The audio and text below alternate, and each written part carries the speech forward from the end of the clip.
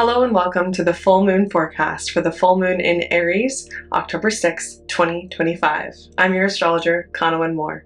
Today we're taking a look at the chart for the full moon, and I'm giving an introductory lesson on how to read the chart with this chart as an example, as well as giving a short forecast. So if you're new to astrology and trying to learn how to read the chart, or just want to hear a perspective of the forecast from an eclectic witch, you've reached the right place. So let's dive in.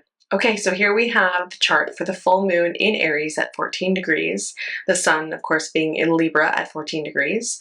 I always use an Aries rising with my charts, and so we're not talking about houses today, just planets and their aspects. And if you take this time, 8:48 Pacific time, I'm out of Seattle, Washington, convert it to your time zone, your chart will look different in terms of placement, but the degrees should be the same, and you can use this with your natal chart or as a lesson in and of itself around your community and the people around you if you want to dive into the moon's energy even further. But for now, be thinking about where do you have 14 degrees of Aries and 14 degrees of Libra within your chart. This is going to light up two houses within your chart, which are going to be areas of focus or arenas where this full moon might be playing out in your life. Now, in this case, we have this axis being emphasized. So the Libra-Aries axis is very much the axis of you and me, or rather, I, myself, and my relationship to other or you. So with the sun in Libra, the emphasis is around us coming together as recognizing relationship. So the sun, the life force energy, is in the place of relating to the other. This is very much acting as a mirror and seeing our struggles, our joys, our victories, our challenges reflected through our relationship to other people. So if you're someone who is quick to anger, you're going to be confronted with people that will trigger that anger, so that way you may heal beyond it. If you've been born on this earth to learn the language of trust, you are likely going to be met in relationship with people that you can and cannot trust, so that way you can learn that lesson time and time and time again. This is what I believe as an evolutionary astrologer, that our souls come in and choose the lessons, the challenges that we have. And Libra reminds us that those show up in how we relate to others. So we see what we are and we see what we are not in relationship to another person. Whereas Aries, where our moon currently is, Aries is about the self and how I move through life. I meaning you in your case, right? How do you move through your life? How do you perceive the world around you? How do you set your goals, make your mission for your life, have big dreams or little dreams? How do you go about moving your body? How do you show up? And what are the things you and your individual spirit long for, crave for, strive for? Aries is a Mars-ruled sign. Mars is all about how we are moving and how we are impassioned and where our energy comes from. And so we have this very energetic Martian moon, which we'll get into more of those details in a second, opposing the sun, life, vitality in the sign of other. So you see how this axis is really emphasizing the you and me. So with this full moon, the sort of stereotyped one-word sentence I could give it in terms of energy is going to be, you're going to receive some sort of an illumination around your relationships, right? That's probably what you're going to hear a lot of astrologers talking about, because it's this you and me, or I myself, the moon, where my heart is asking me, what is it I individually want? I want to create for myself. Where do I need to be independent? And the sun questioning, where have I been dependent? Where have I been relying on everybody else's input or ideas or comfort? Where have I been trying to make sure all the needs are met and balance my life out in such a way where everybody is happy and things are peaceful and pleasurable and fun? Aries kind of doesn't care whether or not it offends or upsets other people. If they find it fun, that's all they care about. That's what they're in it for. Whereas the Libra says, no, no, no, let's keep things balanced. Let's keep things even. So we're having this struggle, this opposition, which is what a full moon is. It is a sun-moon opposition every time. We're having this opposition, and often that will show up in the course of our relationships. Why? Because we're being met with the other archetype of the planet. So are you sitting in the sun's energy where you're saying, okay, I've been trying to keep things balanced and move things along in a way that feels, fair to everybody or beautiful. Wow, things are really like working for me right now. The autumn air is gorgeous and things are awesome. And all of a sudden, some person or maybe some desire, some wish, some hope inside of yourself comes up and says, but actually, I really want this other thing. I want to be a little impulsive, a little reckless. I want to go after that thing that my soul says, or that this person says that they want. Now it's getting in the way of this great balance that I've created, and that's going to throw everything off. What does that really say about the balance that I'm trying to make? Is it even real? Is it even sustainable? Do I have the endurance to maintain it? Or is it all going to get thrown out of whack because something or someone or something within is asking for a little bit more freedom, a little bit more independence? Or are you standing in this moon's energy where you've been pandering, or you've had to play nice, or you've had to be people pleasing? You've been put in situations where you have to act like everything is fine and everything's dandy and beautiful, when actually your moon is saying, no, I'm ignoring something really raw and real in here. I need to tap into my soul's energy, my soul's wishes and desires. What is my mission? Right? So you might be confronted with another individual, but remember that as above, so below, as within, so without. This is highlighting something going on internally inside of you. So where have you been striving for that independence and that freedom?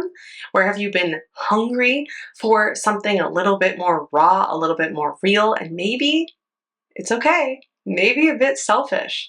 Aries has that stereotype of being a little bit selfish, but why? Because Aries acts on behalf of the self first. And after all, we are here living in our 3D reality, in our flesh suits, right? And our life, we're meant to play this game of life. We're meant to play out these scenarios that this vessel, our soul, has decided to play in this lifetime. So it is a little bit of a game. We do get to be a little bit selfish because we're going after the things that we inherently desire and we want. And having those desires and wants is not something to be ashamed of. It's something to recognize and build an awareness around. Where do they come from? Why are they happening? What is driving them? Is it something that I've created, that I want, that I really need? Or is it something that I've inherited or done in order to people please, done in order to keep things really calm and tame and beautiful in the environment, when actually what I want is going to go against what everybody thinks is a good idea? This is a kind of a rebellious moon. Aries moons, if you're born with an Aries moon, you probably have this sense about you, throughout the course of your life. Maybe your heart, your soul wants to speak out for, do things on behalf of, chase after, go and say the thing, do the thing that feels aggressive to everybody else. It could really be off-putting for some people. Whenever we have Mars and the moon together, that creates quite a bit of tension, quite a bit of fire and friction. And Aries moons can be a lot to handle because they're going to say exactly what is on their heart. So let's talk about the rulers of this full moon, because what's interesting about this full moon is while you do see aspects within this, really the moon is not being aspected, at least not with a major aspect, by any other planets, and neither is the sun. So normally when I do these full moon forecasts, we have lots of aspects. We talk about who's talking to the moon, who's talking to the sun. But this is an interesting one. So this might be something where maybe it's all kind of happening in your head. Maybe it's a very private conversation. It doesn't have a lot of external input. And so it's happening all up here, or it's a private matter that you're having to handle between you and another individual and nobody else knows about it. It can also, frankly, go ignored. This could be a full moon that passes you by and you go, that was kind of a wild herring I had. Now it's over. It feels good. It's not affecting anything on a grand scale. But the way that we can find out a little bit more about this story is by finding the rulers and see who's talking to them. So let's talk to the moon's ruler first, which is that Mars. And Mars is up here in its home sign of Scorpio. And as you can see, it's within 10 degrees of Mercury, having just entered Scorpio at the time of this full moon. And I would say it's in a very loose trine to this North Node in Pisces. So you might feel some of the effects of, okay, if I'm going to take action, strategic, focused action in this area of my life, it might feel hard, it might feel difficult, it might bring up some things that are really challenging for me, maybe traumatic or triggering for me, because we are talking about Mars and Scorpio. This can be psychology and the way that we're thinking and strategizing, but also those triggers and traumas that lie in the subconscious that actually are operating the system, right? If we're tapping into those things and recognizing I gotta kind of walk through the flames here, walk over the coals, and then that growth is going to get me to that next place. That is where I see this North Node sort of surrender in Pisces, saying, yes, let go of what you think is coming, because if you do this work, even if it's hard, even if this stuff gets brought up, you are moving in a growth direction, but it's going to take a little bit of a surrender, a little bit of a faith that there's something greater at work here. But Mars, frankly, other than that, is not very much aspected. Mercury co-sharing the sign, that I really see this as actually a very mental full moon, again, because it is unaspected in terms of the opposition. But now we have the ruler co-present with Mercury. Still wide, but they're both in Scorpio. So this is our mind, Mercury, and our energy, our body, how we're moving, how we're impassioned, how we're energized, in the sign of Scorpio. So Scorpio is focused, it's obsessive at times, can be possessive, right? It's clinging, wanting, desiring security, but really desire is truly the key word here, and that passion. So we're taking Mars and we're putting it in a feminine and a water sign. So when we think about like the focus, like a pressure washer, right? Like that focused water, how powerful that can be, how penetrating that can be. That's why all of our Scorpios have that penetrating gaze. With this Mars in Scorpio fueling that moon, this might again come from a place that's a little bit more quiet, a little more private. We don't want to share what's going on, but we're having this inner desire to make things a little different, to fire it up a little bit, to be a little reckless. Please be safe, of course, out there, and careful. Recognize that the moon being fueled by this Mars is gonna feel pretty like all-encompassing. Like you might really truly get obsessive, go down a rabbit hole, really just pour your energy and your mind into something that you can't get out of, and it's like intoxicating to get involved with, and it illuminates a new part of yourself. Or you could be witnessing that in others around you as well. And we may see this played out on the world stage, where some hidden desires, hidden motives, strategies, manipulations are coming to the surface, right? The full moon is an illumination. The sun's light is illuminating the moon. So these kinds of secrets could come out as well. And also these hidden motivations, these hidden factors. But if you are having those kinds of things, see where you can channel that energy, direct that energy. Think of that pressure washer, right? We don't just spray a pressure washer everywhere. No, we're using it to create a definite focus of energy, of power somewhere to cleanse away. Cleansing ritual, actually, I think I would totally recommend for this, because we have so much water activated, and because with the full moon being in air and fire, getting attached to, well, where are the emotions? What's the driving emotion behind this energy? Where is that coming from? Really important to tap into. Aim your pressure washer wisely, okay? That analogy just came through. We're gonna go with it. Okay. Now let's look at the sun's ruler. So the sun's ruler in Libra is going to be Venus. And here's where I'm maybe cautiously hopeful. So Venus is down here in Virgo, catching up to the sun. Venus in Virgo has a bit of a challenging time, because while Venus wants to be, yes, let's welcome in the abundance, the pleasure, the fun, the joy, I want to make friends, I want to feel good, I want to bring in wealth and, you know, sensual delight, I want to bring in all these things, but Virgo's pretty picky. Virgo says, not that one though. No, not this. No, you should do that differently. I need it a little bit more tweaked. We need to really refine it down into what is perfect for me. So Venus can't be her normal sort of expressive outward, I want all the things mode, like she might be in other signs or in her home sign, where she gets to really relish in the things that she loves, because she is the planet of that love. In Virgo, she's going to get a lot more refined. We also have her still, it's wide, but conjunct this south node right here. This is the south node of the moon. Earlier we talked about that north node being the place that we're aiming towards, where that growth is coming from, that getting out of our comfort zone and evolving. The south node is the opposite of that. This is the things that we've brought in, perhaps from past lives, or from our childhood, from our infancy, from our generational ancestry that we've brought in, things that have been handed down to us that we have coped with and used as defense mechanisms, as sort of our default mode that we've fallen into through conditioning. So Venus is conjunct this. This might look like Venus is saying, truly, I need to get rid of a lot. Like, I need to say no to this. I need to say goodbye to this. This has been happening for the last course of a couple days as Venus has crossed over this.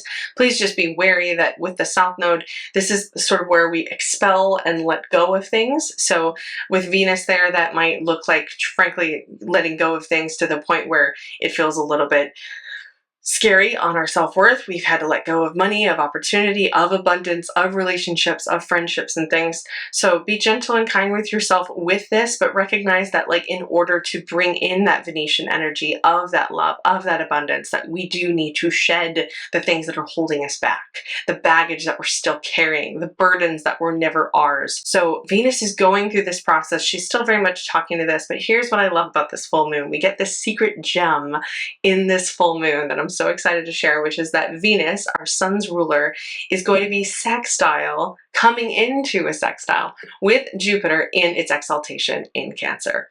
Now, we get Jupiter in Cancer all year long, which we love, but Venus in a sextile with Jupiter is one of the best aspects we can have. She is in a collaborative relationship with Jupiter, and this Jupiter is our big ideas, our big hopes. These are our morals, our belief system, our values, the things that not necessarily we hold as our own intrinsic value, but the types of moral code and behavior and laws and all the parts of society that we hold in high regard. And so this is kind of where our morals come from. Our higher mind comes from Jupiter. Jupiter is that expansion, that abundance as well, bringing in opportunity and optimism. And Venus is in a great relationship with this. So there's a sense of hope with this. Even though the sun is opposing this moon, the sun's kind of saying, okay, we can make room for you too. We can make room for something that maybe doesn't feel as nice or as calm or as balanced as I was hoping, because recognizing that this moon in Aries deserves to be heard as well, deserves a seat at the table. Remembering that Libra is justice. Libra is watching out for every single person and is here to fight on the behalf of the rights for all people, for all things. It holds everything in sacred balance. So with this, I really feel like it's an exciting full moon. It's an optimistic full moon because we get this collaborative relationship of, in order to make room for this desire, this need, this new passion, new obsession, new exciting thing, new fascination, right? Whatever it is that we're making room for, in order to do that, we do have to let go of certain things that maybe have blocked us from accessing that in the past, or have kept it shrouded, kept it hidden. Now it's wanting to be seen, to come out. So what do we need to let go of that's been blocking that, that's been inhibiting that, or shaming that as well, letting go of the shame or the guilt around it? What can we let go of in order to open, broaden our minds and say, you too are welcome. You too can be nurtured. You too have a seat at the table. You too have a voice that can be heard. I think this full moon holds a lot of precious energy in it. And while, yes, there are difficult things going on, of course, this whole autumn season coming, this is like the official end of the eclipse season. So whatever you've been going through, I hope that this full moon illuminates the part of you that is thinking forward, thinking, well, what is the next step? What is the next dream? What is that desire that I've been pushing away that now is fighting for a voice, a seat, a place? That's what I want you, hopefully, to engage with and to find the joy in, maybe even obsess over a little bit, selfishly or not. Remember that that independent soul inside of you is wanting to share something, wanting to say something that hasn't been said before. We're all illuminating parts of ourselves that are meant to be pioneers, that are meant to be explorers and see new sights and do new things, because ultimately that's what Aries does. Aries is the first. Aries is the first to do this, the one to walk out on the front lines, the guy that says, I'm going in and everybody else follows. So wherever that spirit lies within your soul, within your heart, I hope that you feel encouraged and excited by that energy. I hope that it can motivate you and power you forward. And I hope that you have found this chart reading as well as this forecast helpful if you are learning astrology. If you have any questions, of course, please put them in the comments below. And I would love to know any of your thoughts or reflections on how you yourself are experiencing this full moon and how you made it through eclipse season. How has that been? Be sure to catch my zodiacal forecast podcast every month on Bonfire Babble podcast, where I share the upcoming magical days that I'm forecasting for the month ahead, as well as all of the transits and how witches, magical people in the world can potentially use those for your spells, for your magic, for your powerful days.